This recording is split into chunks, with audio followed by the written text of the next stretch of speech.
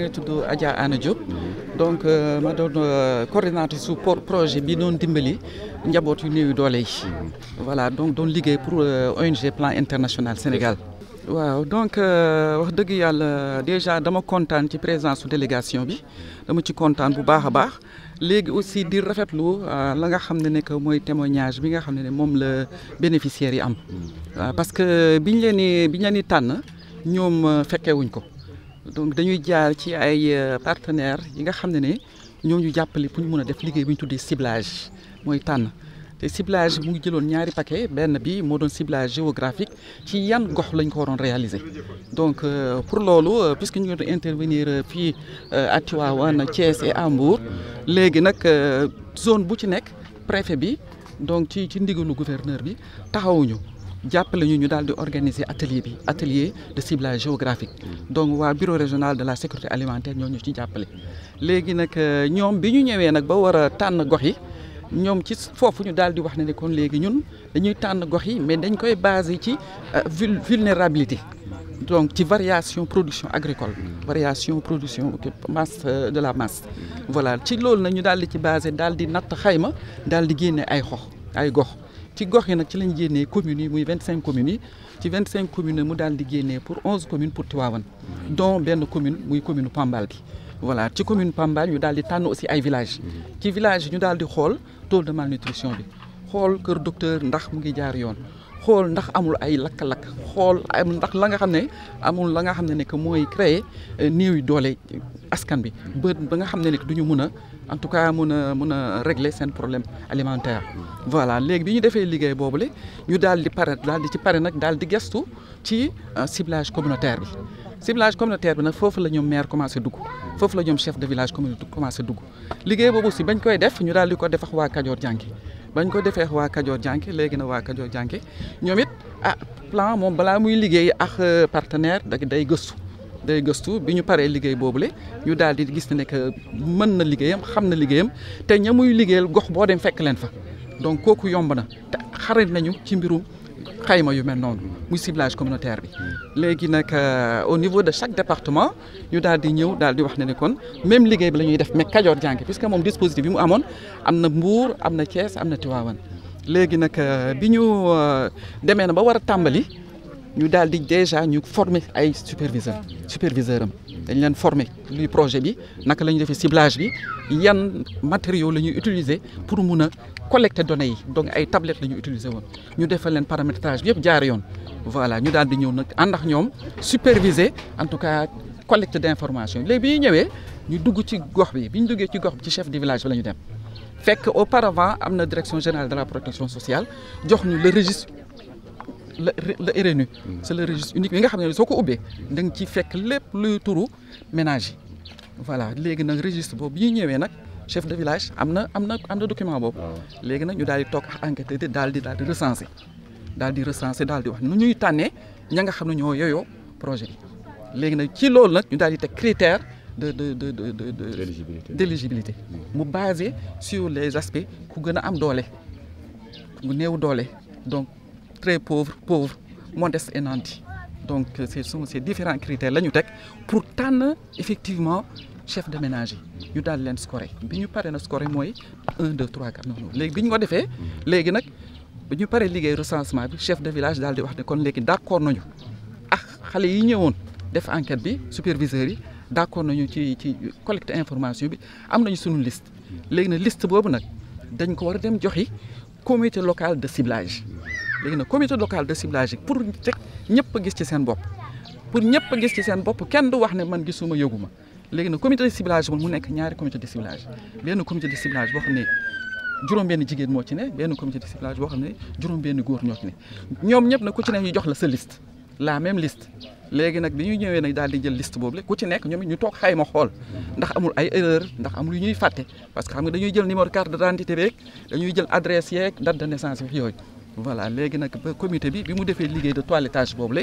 ñu daal di nag kon ñoom it ñu génne une liste propre voilà cette même liste ñu daal di ko jël nag ñoom ñaari comité yi daal di toog xam nga léegi muy góor ak jigéen ñu toog ñu daal di natt xool ñu ne kon na léegi ànd nañ ci même chose la ñu daal di jënd la liste définitive yóbbu ko assemblée villageoise sànq maire wax na ko assemblée villageoise na fa ngay fekk enseignant ba fa ngay fekk maire ba fa ngay fekk chef de quartier bi fa ngay fekk bàjjenu gox bi fa ngay fekk en tout cas képp kuy autorité gi nekk ci biir askan bi ci biir gox bi tey waa gox ba xam ko léegi ñu daal di toog nag génne liste bi daal di ko xayma nag daal di fàttali tur yi ñi ñu téye voilà donc ñi ñu sélectionné si loolu nag ba ñu pare liggéey ba ñu ne daal di wax ni kon sunu liste bi ñu defee recensement bi ñii la ñu téye voilà ce qui fait que au niveau de Pambal su ma juumee c'est 81 kii ménages lañ ci loolu lañ jàpp voilà léegi nag bi ñu leen tànnee noonu dañuy signer feuille de présence def procès verbal de sélection donc de validation de ces listes léegi nag liste boobu nag moom la waa Kajoor Jànk jël def toilettage bi yónnee ñu ko ñun bañ ñu ko yónnee au niveau de plan ñu ngi superviser mais puisque dañu signé ñoom contrat ñoo ñu war a jox données yi léegi nag liste boobu la ñu jël nag jox ko opérateur financier bi nga xam ne muy waa Wizall ñi nga xam ne ñoom ñoo war a yónnee xaalis bi ci biir liste boobu dañ ci fekk turu chef de ménage bi bu dee góor la ñu bind góor jigéen turam yëpp da ci nekk ak date de naissance am ak numéro téléphone am léegi nag liste boobu la ñuy yónnee waa Wizall ci loolu nag la ñuy jaare donc li ñu wax fii mooy la nga xam ne moom la projet bi doon xaar parce que bu fekkee ne yow def nga sa ciblage nga xamle ko daal di war a tàmbale ay activités de distribution mooy joxe yónnee xaalis bi ñu daal di wax ne léegi nag Covid bi ñëw na parce que Wizall dafa ne moom day teg ay point fixe daal di wax ne que ñi nga xam ne bénéficiaires yi ñu ñëw jël seen xaalis mais ak Covid bi ñu naan leen waa Wizall ñu ne déedéet léegi nag ñun li ñu def moo di ne que nañu defaraat plan d'action bi ñu négocier ak ñoom ba léegi ñoom ay messages la ñuy recevoir comme Orange Money voilà. dootul nekk présence physiquement. du doon voilà léegi nag ñoom foo dem ñoom dañu am ay seen kii fixe. ce qui fait que léegi fu ñu dem wane message bi ak code bi dañu di fay du ñu taxaw gox yi nga xam ne ñooñu ne dañu am ay problème parce que ci liste bi am na ñoo xam ne amuñu woon carte d'identité ci liste bi am na ñoo xam ne que dafa amoon tuuti problème ak seen téléphone yi ñii seen puce réer ñii vraiment y avait des problèmes léegi waa Wizall ñun plan ñu daal ne kon nag dañuy jënd ay carte électronique NFC prépayé carte boobu nag moom la ñuy jox bénéficiaires yi ñi am problème léegi nag su ñuy ñëwee dafa waa mairie bàyyi à notre disposition des agents de sécurité mooy ASK yi ñooñu toog pour veiller à ce que ñu respecter en tout cas distanciation bi pour veiller à ce que ñu respecter le port de masque ñu daal di dugg na su ñuy ñëwee nag carte boobu la ñuy wane ak la nga xam ne que moom lañ leen laaj ñu daal di leen fay suñu leen fayee ñu nangu carte bi seen loxo daal leen bàyyi ñu dem loolu lépp ci processus waaw ci loolu ci processus de sécurisation très bien jusqu'à ce niveau là voilà mais maintenant nag ñu ñëw nag léegi ci ñoom lan la ñu war a def xaalis bi parce que relais yi waa Kajoor Jànke seen i relais dañ leen former te ci formation bi ñu leen formé lañ leen jox ay fiches de sensibilisation ci nu ñuy utiliser xaalis bi li projet bi di xaar moo di nekk te wax nañ ko ñoom moo di nekk xaalis bi suñ ko jotee nañ ci faj seen i soxla mu jëm ci dundu kër gi mu jëm ci la nga xam ne xale yi peut-être dañu koy soxla pour suñuy jàngi voilà ñu war leen inscrire wala kaye bu jeex ñu dem jëndi kaye voilà la rabbil alamin moo tax man ma kontaan ci tey ni ñu ñëwee fii parce que ñoom ñëw nañu déglu nañu bénéficiaires yi déglu nañ leen déglu nañu autorité bi maire bi déglu nañu chef de village bi kilifa bi wax na moom mooy ki taxaw ne mooy monsieur Ndong donc ñoom ñëpp toog nañ déglu nañu suñu demee nag ñoom it dañuy def seen synthèse parce que analyse bi day continuer choc bi mën na jógee ci fi mu ne ñu ngi wax waxu mbënd bi ñu ngi wax waxu sécheresse bi voilà donc xam nga pauvreté bi kon jógee gu fi donc ça veut dire que ñun ñu ngi ñaan am ndam ci mbir bi ba nga xam ne dinañ dellu si yokkaat reconduire projet bi ñu yokkaat ko et puis yokk ay zone pour ñu amul woon ñoom it ñu doon boole leen ci li mu wax am na solo mais liggéey boobu def nañ ko liggéey boobu relais yi ci seen bopp dañ leen ko jàngal ci seen formation la bokk te am na ay fiches de sensibilisation ci loolu xëy na moom information daf ko rëcc mais boo leen dégloo ñeneen ñi bi nga leen laajee soo ko comparé ak man la ma wax nga xam ne kon ñoom xam nañ ko xaalis suñ ko jotee dañ ci war a régler seen i besoins alimentaires voilà dem jënd ci ay ceeb diwlin yooyu ak régler yenn problème bu fekk ne aussi xaalis bi des na te ñu bëgg comme am na ku ci wax damay def commerce wéccit bi recette bi moom laay jël di renouveler sama njaay loolu yëpp dañ ko ci encourager voilà. Mon nom c'est Ibrahima Cheikh Diong, je suis sous-secrétaire général des Nations Unies et directeur général du groupe de l'ARC qui explique ma présence ici. Mes premières réactions, c'est d'abord des réactions d'émotion,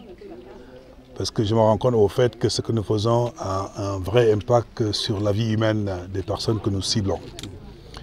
le fait de venir les voir, de raconter, écouter leur histoire, m'a permis de confirmer davantage que ce que nous faisons à terme pour sauver des vies. Donc ça, c'est le premier sentiment. Le deuxième, c'est un sentiment d'inspiration, mais d'encouragement, en retournant dans nos sièges respectifs,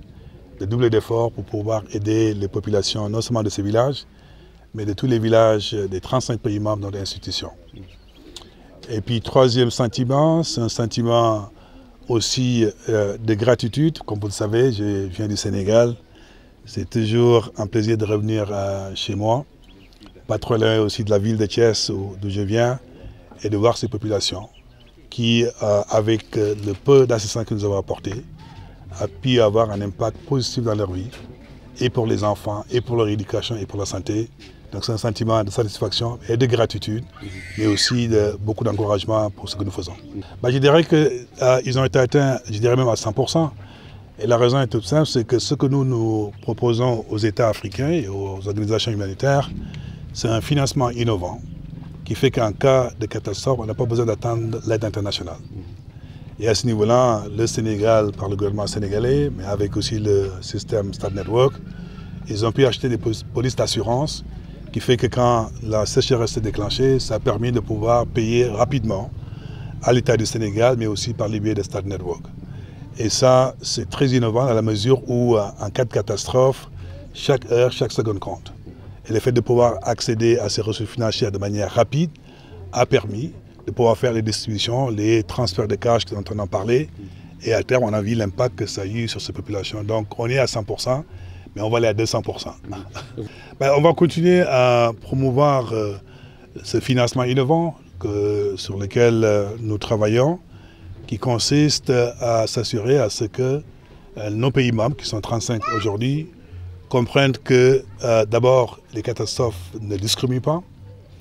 Les catastrophes dont on sait qu'ils vont venir, il faut anticiper. Quand on attend que ça arrive, ce sera trop tard. Et les catastrophes, il faut toujours avoir la dimension humaine des catastrophes, les populations vulnérables. De ce que nous allons faire en retournant chez nous,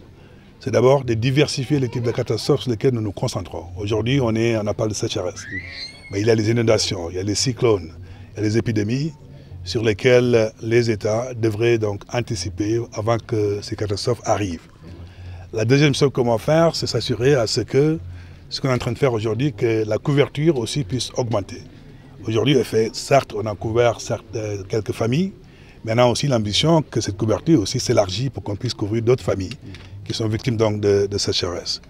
Alors la dernière chose à faire, c'est s'assurer tout simplement que leur histoire soit racontée de manière à ce que le reste du monde puisse savoir que dans ce village, il y a eu des actions qui ont été menées et qui ont sauvé la vie de beaucoup de personnes. Et c'est des belles histoires à raconter. Ça ne fait qu'encourager tout le monde que le changement climatique a une face humaine et on vient de le voir dans ce village. Merci.